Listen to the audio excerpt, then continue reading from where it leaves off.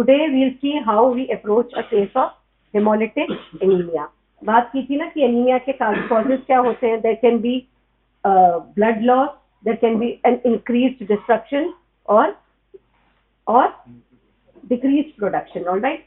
So this would fall into the category of increased destruction, for some reason or the other.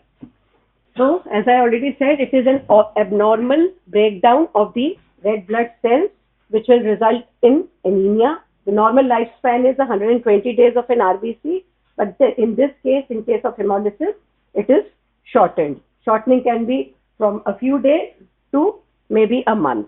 Okay? ऐसे हो सकता है कि 2-3 दिन में ही blood टूट जाए, नहीं तो what should ideally have lasted for 3 months will last only for about a month or a month or two.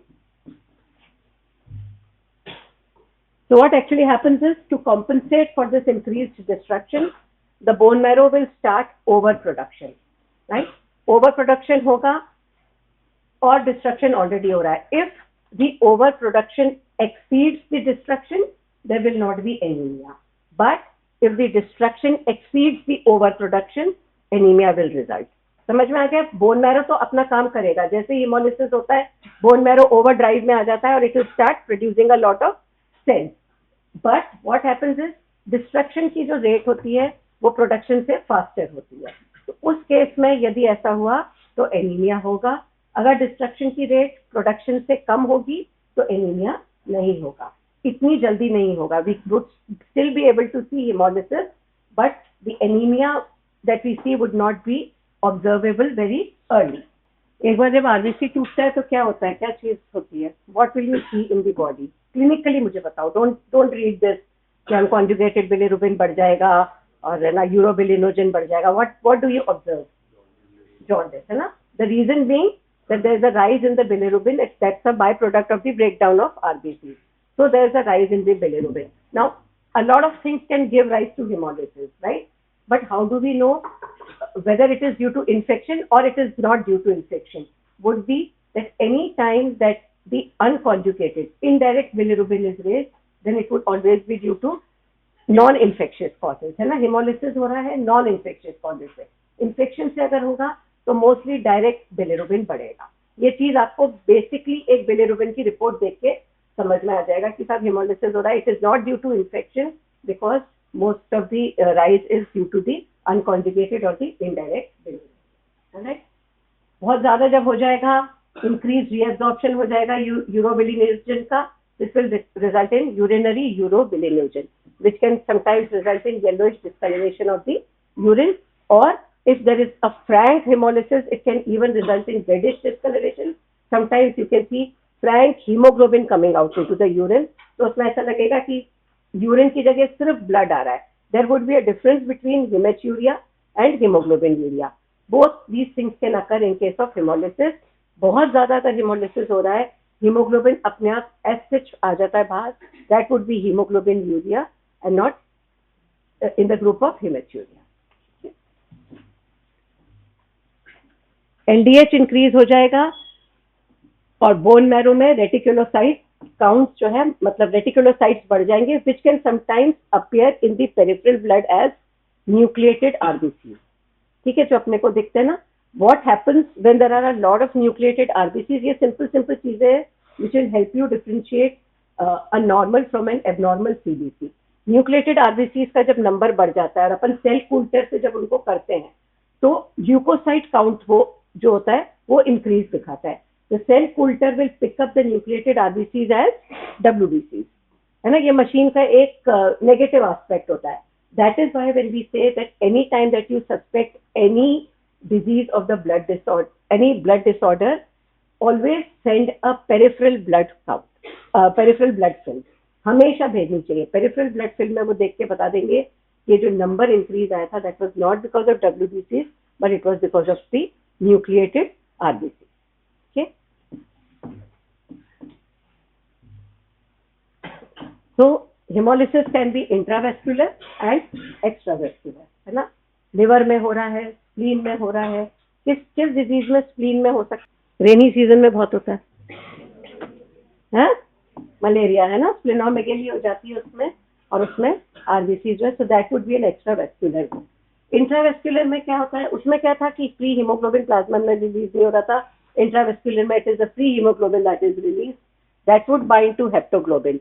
तो हेप्टोग्लोबिन की जो अपनी वैल्यू होती है वो सडनली डिक्रीज हो जाएगी क्योंकि there is no free haptoglobin now, haemolysis होके जो फ्री हीमोग्लोबिन था वो सारा हेप्टोग्लोबिन में बाइंड हो गया, हेप्टोग्लोबिन में बाइंड हो गया तो हेप्टोग्लोबिन लेवल बॉडी में कम हो जाएंगे। तो this is again one of the test to determine whether there is any hemolysis occurring in the body। अगर अपन हेप्टोग्लोबिन लेवल कराएंगे तो they would be decrease, this would direct us to the fact that there is some hemolysis occurring। ठीक है, एक बार haptoglobin saturate हो जाता है तो जितना भी फ्री हीमोग्लोबिन है that in the presence of oxygen will convert into methaemoglobin, this plus albumin will convert into methaemalbumin. Alright, अगर सारे प्रोटेक्टिव मैकेनिज्म्स जो अपने होते हैं फ्री हीमोग्लोबिन को स्टोर या रोक के रखने के लिए अगर सैचुरेट हो जाते हैं, then all the free haemoglobin that is left will now come out into the urine and that is when we have hemoglobin। ठीक है, बेसिक चीज है इंट्रावेस्कुलर हेमोलिसिस की कि फ्री हीमोग्लोबिन अपने को प्लाज्मा में मिल रहा है, सबसे पहले वो जाके हेप्टोग्लोबिन में कंबाइन हो जाएगा, वहां पे अगर सैचुरेट हो गया तो जो भी बचा हुआ है फ्री हीमोग्लोबिन वो ऑक्सीजन की प्रेजेंस में मेथ हीमोग्लोबिन बनाएगा, उसको जब प्रोटीन एल्ब्यूमिन मिल जाएगा तो वो मेथ हीम एल्ब्यूमिन बना देगा। इस तरह से सारा जो फ्री हीमोग्लोबिन है अपने स्टोरेज साइट या किसी से भी कंबाइन होकर यदि सब स्टोर्स फुल हो जाते हैं तो जितना भी फ्री हीमोग्लोबिन बचा हुआ है हेमोलिसिस के बाद वो जो है यूरिन में हीमोग्लोबिन यूरिया करके आ जाएगा। तो what you will see in the urine is Frank blood, haematuria would be urine mixed with blood, in this case it would be a Frank blood. उसको अगर करेंगे तो उसका हीमोग्लोबिन की मात्रा आएगी उससे कि whatever the haemoglobin it will come out as that. ठीक है, तो वो हो जाएगा कि बिल्कुल ब्लड निकल के आ रहा है। तो now it can B inherited और एक्वायर्ड, है ना। इनहेरिटेड में कॉमनेस्ट होते हैं रेड सेल मेम्ब्रेन एबनॉर्मेलिटीज, जैसे कि आप लोगों ने बताया था हेरिडिटरी स्पेरोसाइटोसिस और इलेक्ट्रोसाइटोसिस। क्या होता है नॉर्मल शेप आरबीसी का? बाइकॉन्केव। So why is it biconcave? To allow easy flow through the thin capillaries, veins and all these vessels, right? तो मतलब ये होता है कि biconcave हल्का सा ही हो जाता है, so it can just squeeze itself into the thin blood vessels. When due to some reason the shape becomes a sphere or an electrocyte, it is not able to adjust or go in through the thin vessels, and that is when it breaks. Basic of what is hereditary spherocytosis and electrocytosis is this. The shape में alteration है, so it cannot basically squeeze in through the thin blood vessels. There can be a red cell enzyme deficiency, glycolytic pathway हो, hexose monophosphate हो, जिसमें कॉमनेस है G6PD deficiency। क्या होती है G6PD deficiency का मोड ऑफ इनहेरिटेंस? होता है किसमें देखा जाता है? लड़कों में कि लड़कियों में?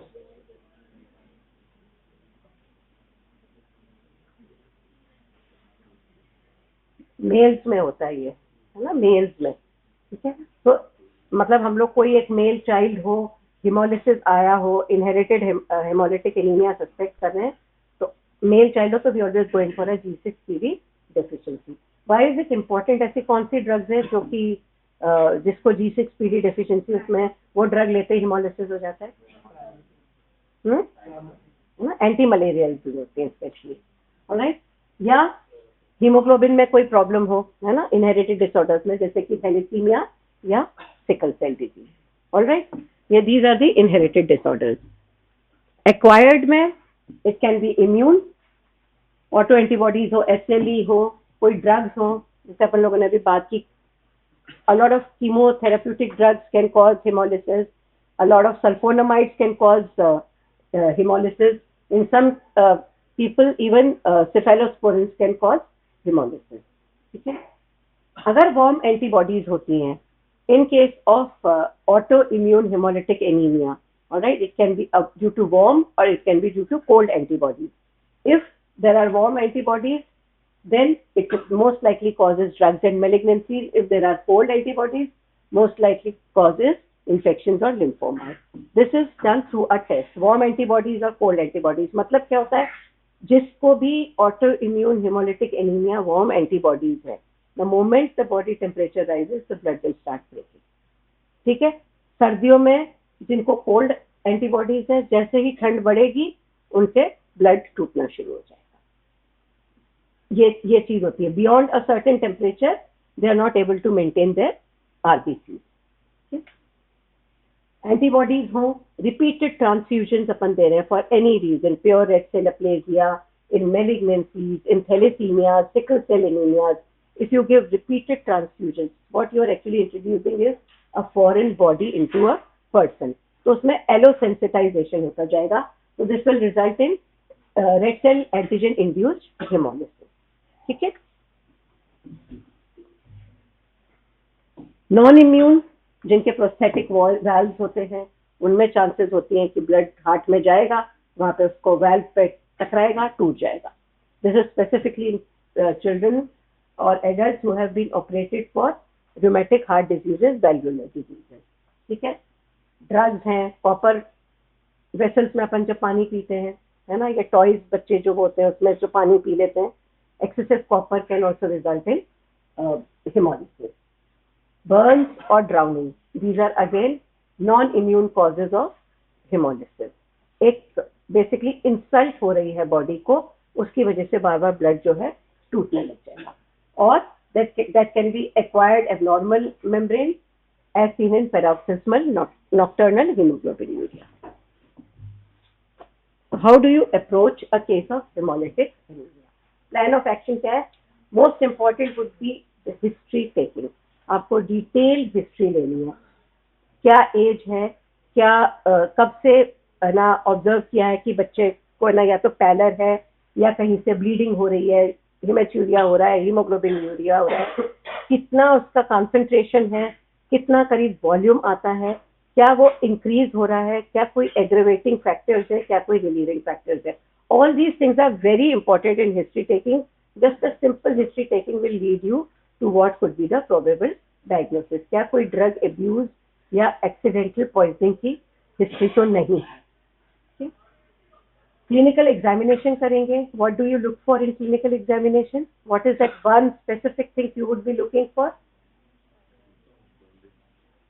So this will give you an idea, है ना? Or what else do you want to see? You would be looking for an organomegaly. कि कहीं liver और spleen बड़ा तो नहीं हुआ है. Remember we said reticuloendothelial system ये वाले जो होते हैं ये कर देते हैं. ठीक है. Peripheral blood smear. When you make a peripheral blood smear, it will give you lot of nucleated RBCs, abnormal shape of the RBCs, target cells, schistocytes, दुनिया भर के, think of any name in physiology and you will see that in case of hemolytic anemia, peripheral blood cell में. ठीक है. Confirm करोगे hemolysis by now some investigation. पहला क्या होगा? Complete blood count, peripheral blood film, bilirubin and haptoglobin. ठीक है. These are very typical of hemolytic anemia. If you suspect immune hemolytic anemia, then we will go in for a Coombs test, specifically direct Coombs. इससे पता चल जाएगा hemolysis intravascular है या extravascular है. Once we have that, then we will try to determine the etiology. This is how you will approach a case of hemolytic anemia. ठीक है. जैसे मैंने बताया पेशेंट की हिस्ट्री में एक्यूट था कि क्रॉनिक था. ठीक है. कोई मेडिकेशन ली है, कोई ऐसा ड्रग है जिसकी वजह से प्रेसिपिटेट हुआ है, क्या पेशेंट G6PD डेफिशिएंसी का है, या are we suspecting autoimmune haemolytic anaemia. Family history लेंगे, है ना. किस चीज में, किन कंडीशंस में लेंगे फैमिली हिस्ट्री? जेनेटिक डिसऑर्डर्स में, है ना, sickle, thalassaemia. Concomitant medical history, क्या ऐसे तो नहीं था कि ऑलरेडी मेलिग्नेंसी चल रही थी बच्चे को, है ना. तो malignancy plus anti malignant drugs both can cause haemolytic anaemia. Clinical presentation क्या थी? क्रॉनिक थी, आराम से धीरे धीरे ऐसे लगने लगा कि बच्चे की आंखें पीली हो रही है. Was it an acute onset की मैसिव हेमेच्यूरिया और हीमोग्लोबिन यूरिया हुआ, बच्चा सडनली पेल हो गया, there was a deep jaundice notice, all these things will give you an idea about how we approach. Clinical features में pallor और anaemia हो गया, जॉन्डिस अपन ने देख ही लिया, हिमोलिटिक एनीमिया की खास है कि नॉन इन्फेक्टिव कॉजेज में इनडायरेक्ट बढ़ जाएगा, इन्फेक्टिव में डायरेक्ट बढ़ेगा। स्प्लीनोमेगेली देखेंगे, कोई गॉल स्टोन्स तो नहीं है, डार्क कलर्ड यूरिन तो नहीं है, और कोई लेग अल्सर्स भी है। लेग अल्सर्स किस में देखते हैं? सिकल में, है ना, सिकल में दिख जाएगा। Then you draw up a very good peripheral blood film, send it for examination, और अपने को इससे etiology पता चल जाएगी। रेड सेल फ्रेगमेंटेशन, जैसे मैंने आपको बताया था, शिस्टोसाइट्स होते हैं, there can be helminth cells, और सीरोसाइट्स विल इंडिकेट एक्स्ट्रावेस्कुलर hemolysis, ठीक है।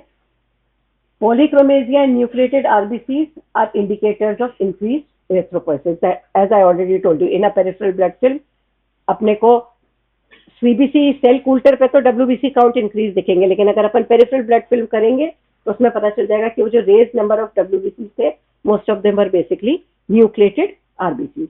न्यूक्लिएटेड आरबीसी कौन से होते हैं? पुराने होते हैं, नए होते हैं? पुराने होते हैं,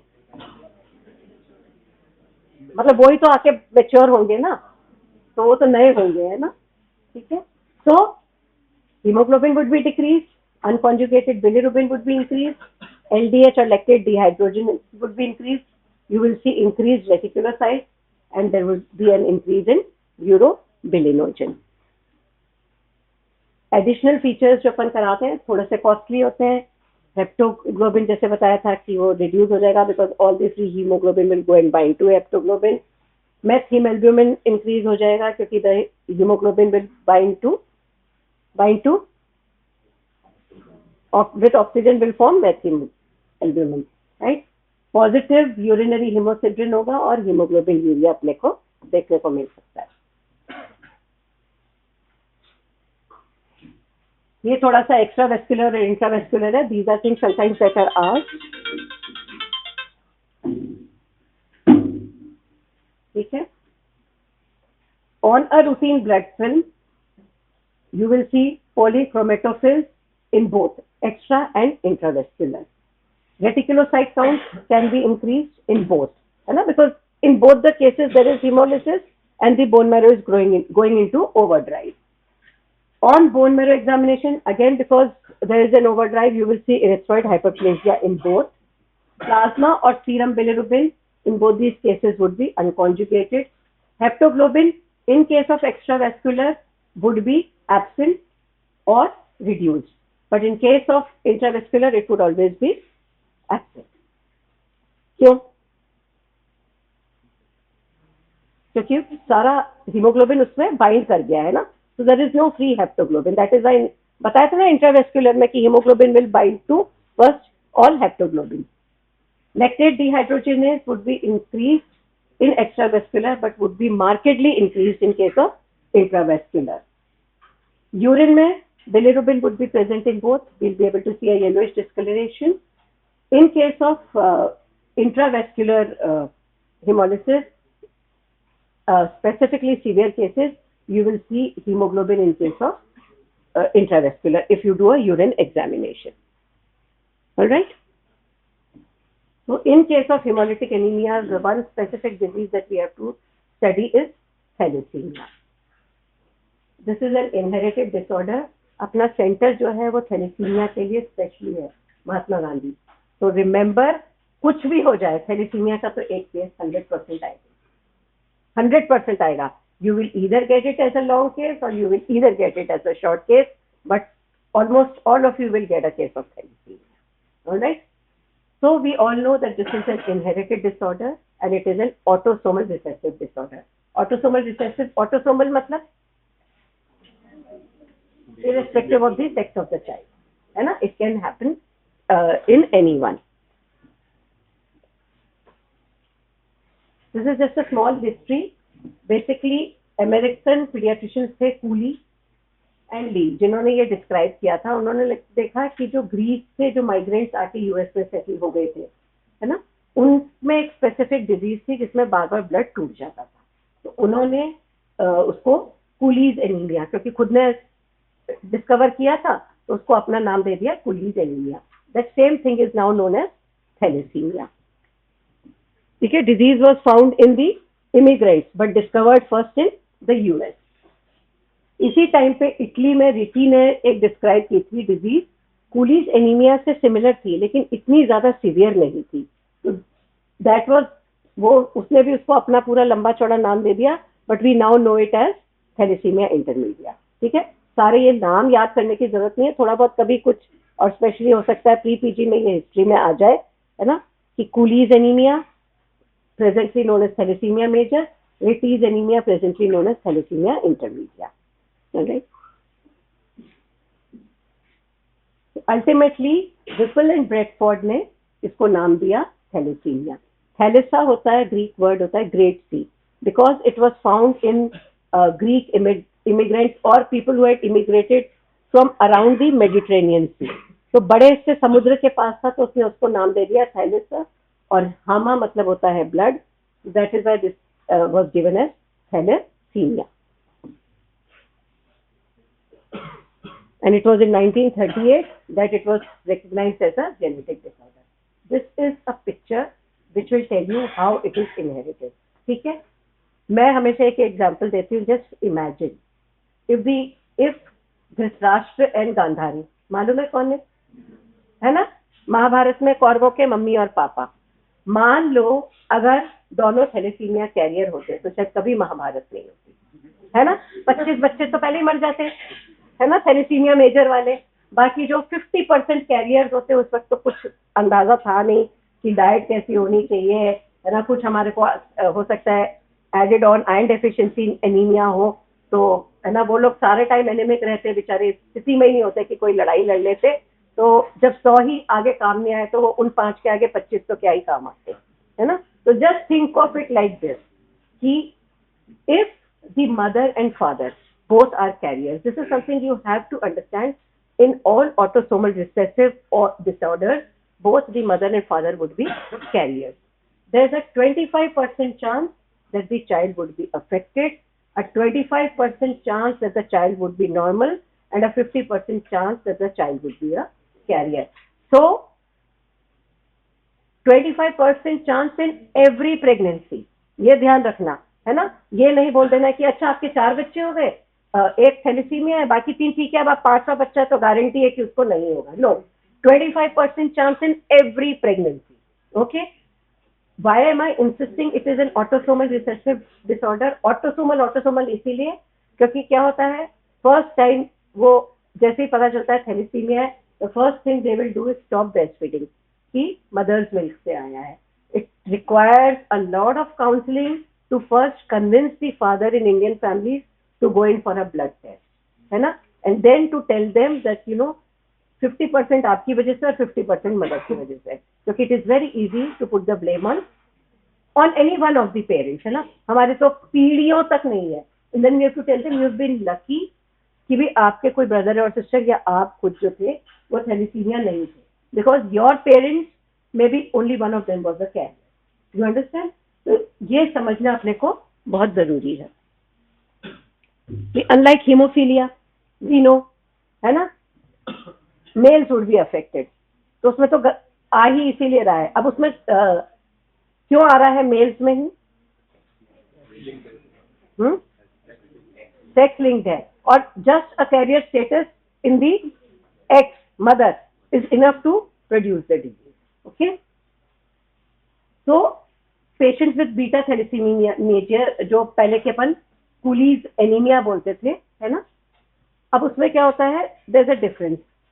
इसको तो छोड़ दो, मैं आपको एक चीज बता देती हूँ. What you would be usually asked is what is the difference between major and intermedia. सबसे पहले है age of onset. In case of thalassaemia major the symptoms will start appearing within the first 6 months, है ना, और 100% होता है कि 9 महीने से पहले या 1 साल से पहले सारे सिम्टम्स फुल ब्लोन पिक्चर आ जाती है थैलेसीमिया की. So we know this is thalassaemia major. In thalassemia intermedia, it is usually after 2 years that you will realize that the child has thalassemia and requires blood transfusion. Okay. Hemoglobin F or the fetal hemoglobin would be very high, 85% and above in case of thalassemia major.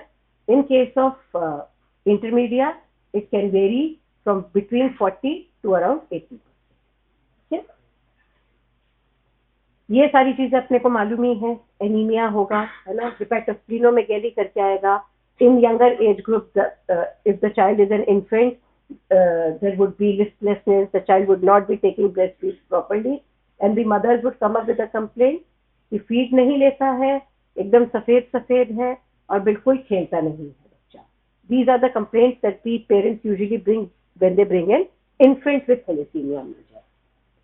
We would be able to see icterus in the eyes as well as the skin if the child is basically fair, and then because of extramedullary hematopoiesis, as the child grows and if the child is not well taken care of, you will see the typical phases of thalassemia major.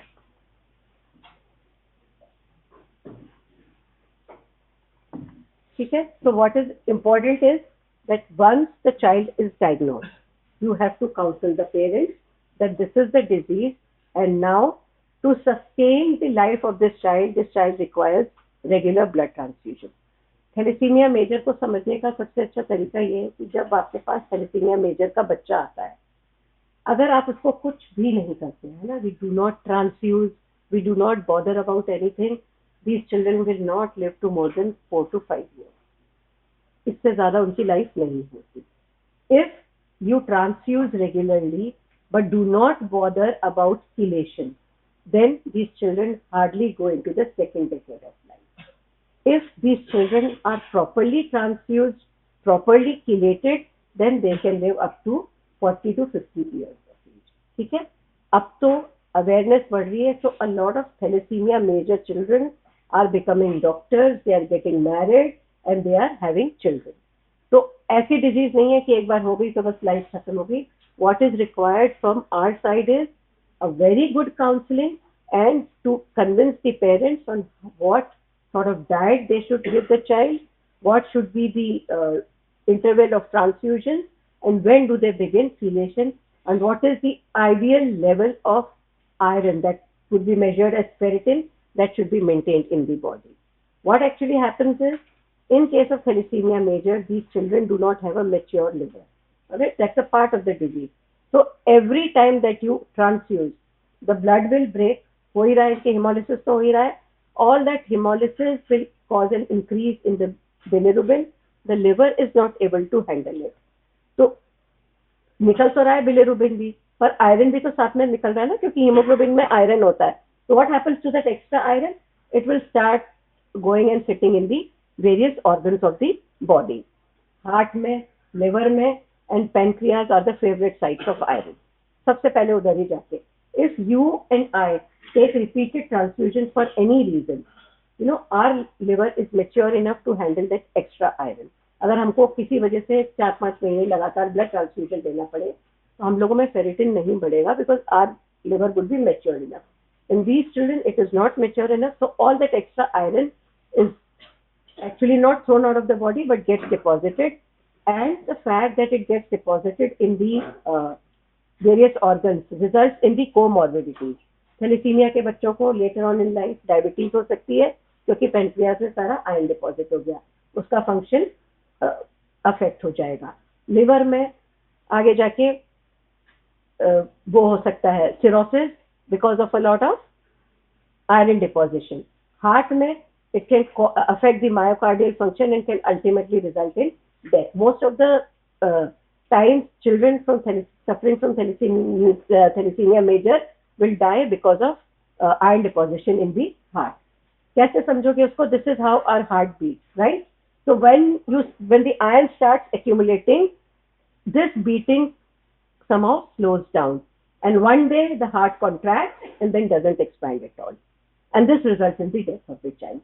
And this is all because myocardial function पूरी तरह से destroy हो चुका है, बहुत ज़्यादा iron उसमें deposit होने की वजह से. All right.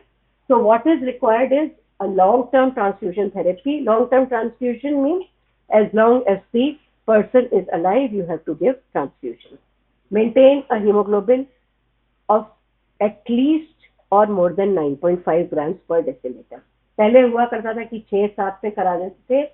The guidelines today are maintain hemoglobin equal to or more than 9.5 grams percent. Why?